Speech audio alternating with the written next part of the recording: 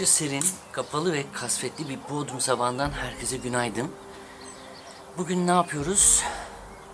Uzun bir yerden sonra Selimiye'ye gidiyoruz. Allah Allah, illa içeri gireceksin.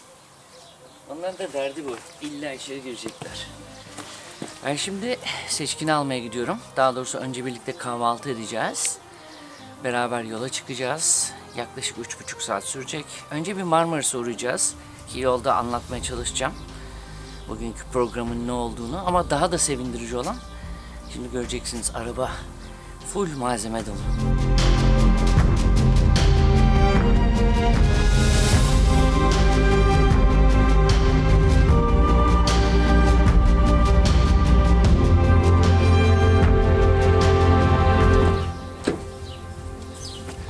Şurayı da son bir kez gözden geçirelim. Uzun yola gideceğiz çünkü.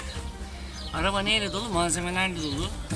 Banyo malzemeleri, işte lavabo, tuvalet taşı, bataryalar, bagajda elektrik malzemeleri, anahtarlar, prizler, sigorta kutuları vesaire. Bugün dolu gidiyoruz.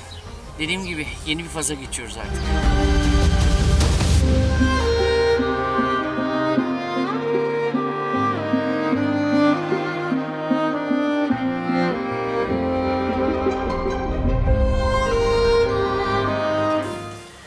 Kahvaltımızı ettik. Yola çıkma vakti.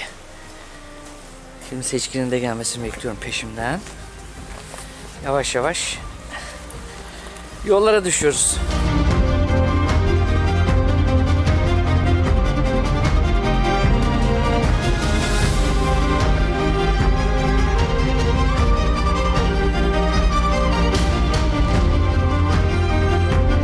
Dile kolay. 2004'ün Şubat ayında arsamıza ilk kepçe girdiğinde bugünleri hayal etmek çok başkaydı.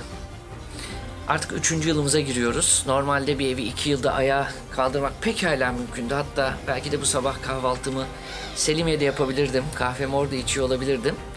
Ama bizim hikayemiz biraz peyderpey yazılıyor.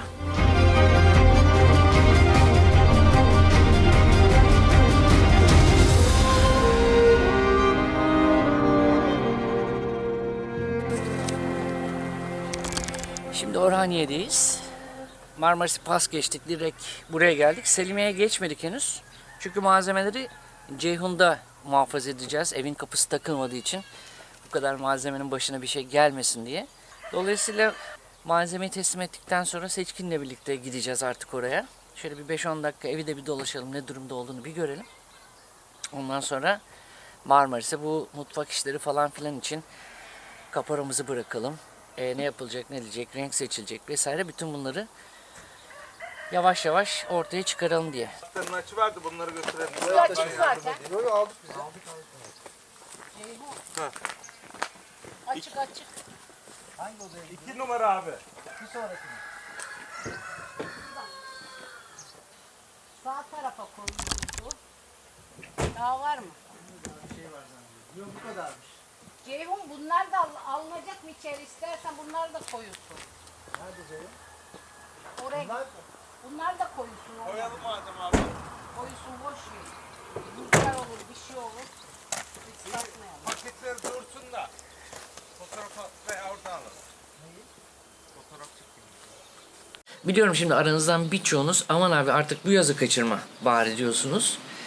Hatta bu süreç içerisinde yakınlarım dışında aranızdan da çok yaratıcı çözümler sunanlar oldu. Mesela bazı firmalar varmış ki süreçte bazılarıyla konuştuk. Yani evi sizin istediğiniz gibi bitiriyorlar, tamamlıyorlar, anahtar teslim. Ama diyorlar ki biz bu kadar masraf yaptık. En az 2 sezon biz bu evi işletelim. Masrafımızı çıkaralım, ondan sonra size teslim edelim diye. Aslına bakarsanız bizim de niyetimiz evi turizme açmaktı. Airbnb gibi sistemlerde değerlendirmek, sezonluk kiraya vermek gibi. Ama bu modelde elde edeceğimiz gelire 2 yıl ulaşamamak, anahtarı ve kontrolün elimizde olmaması çok da içimize sinmedi. Bunun yerine kredi çek, hızlıca bitir. İşte sezon içerisinde elde edeceğin gelirle borcunu da hızlıca kapatabilirsin diyenler de oldu. Bakmayın yani hepsi mantıklı, güzel öneriler. Ama ben eski kafalı bir adamım. Yani kumbarada para biriktirmeyi, ayağımı yorganıma göre uzatmayı seviyorum. Bu yeni nesil kredi yükleri, yani bana çok karmaşık geliyor açıkçası. Bir de bu gergin dünyada yastığa başımı borçsuz koyduğumda ya bu benim için ne kadar büyük bir lüks diyorum. Yani bundan dolayı çok mutlu oluyorum ki bugüne kadar borçsuz geldik.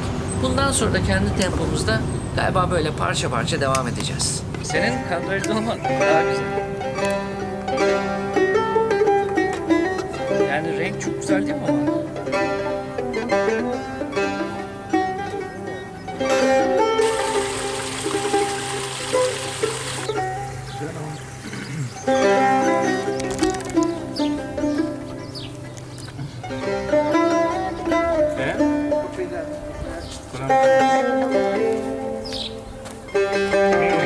Malzeme aldık zaten.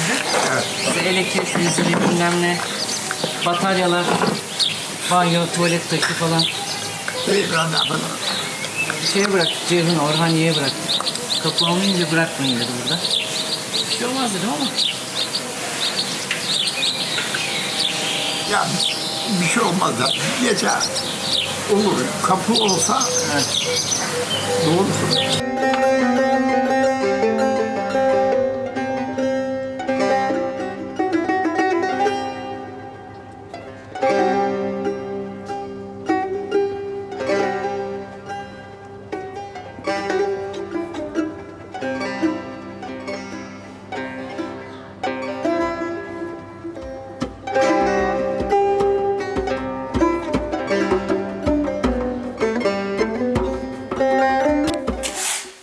Şimdi balkona çıkamıyorum. Çünkü buradaki fayanslar işte yağıştan dolayı eğim içeri doğru olduğundan gider bu kadar yağışı kaldırmamış. Dolayısıyla mutfağa su almış biraz. Hem eğimi değişti hem gider ne derler işte kutusunun yeri değişti. Dolayısıyla burada şu anda bir çalışma var ama usta diyor ki benim burada işim 1-2 güne biter. Elektrikçi de girerse zaten hani bu ev bitti diye bakabiliriz diyor. Tabii daha çok iş var. Gördüğünüz gibi evde aslında çok da değişen bir şey yok. Ufak ufak dokunuşlarla artık buralar nihai hale gelecek. Biraz da dışarı çıkıp dolaşacağım çünkü evin içinde şu anda hem ses çok yankılanıyor. O yüzden dışarıdan devam edelim. Daha zaten buranın şapları yenilenecek. Bunun üzerine ahşap bası gelecek ve ona göre bir ayar yapılacak. Daha hani bu tip kaba inşaat işlerimiz var. İnceye dönecek yavaş yavaş. Bakalım. Az kaldı.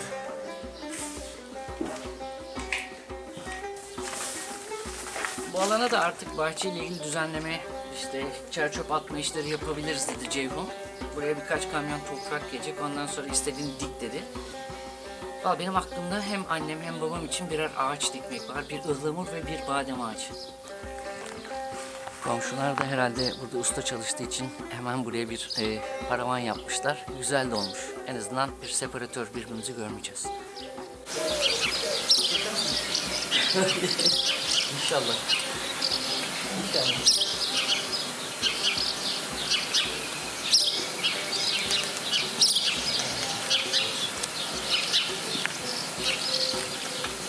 Orada yağacak mı? Yok çöl tozu diyorlar. Şu kararda değil mi? Zıladan Tamam cuma, Bolu'na cuma yağacak gibi görünüyor da. Ama bu öteden çölden geliyor. Çok güzel. O yüzden benim boğazım. İşte bize de aynı. Böyle dokunuyor. Şimdi istikamet Marmaris. Selimiye'ye sadece malzeme taşımadık. Aynı zamanda kararlılığımızı, hayalimizi gerçekleştirme cesaretimizi de pekiştirmiş olduk bana kalırsa. Ki bundan sonra yolumuzun biraz daha kısaldığını hissediyorum. Tamamlarız, tamamlayamayız onu bilemiyorum. Belki bir yaz daha ıskalayacağız. Ama çok da uzun olmayan bir vadede kapımızı açıp, anahtarımızı çevirip içeri girerek hayal ettiğimiz şeyleri yaşayacağımıza inanıyorum. Yani o kafadayım. Hani bazen meseleyi işte para yok, bütçe yok, devam edemiyoruz'a bağlıyorum belki ama mesele aslında para da değil. Burada biraz değerlerimizi düşünerek de bekledik. O yüzden yavaş hareket ettik. İyi ki de öyle yaptık. Bundan sonra da yine kendi tempomuzda yürümeye devam edeceğiz.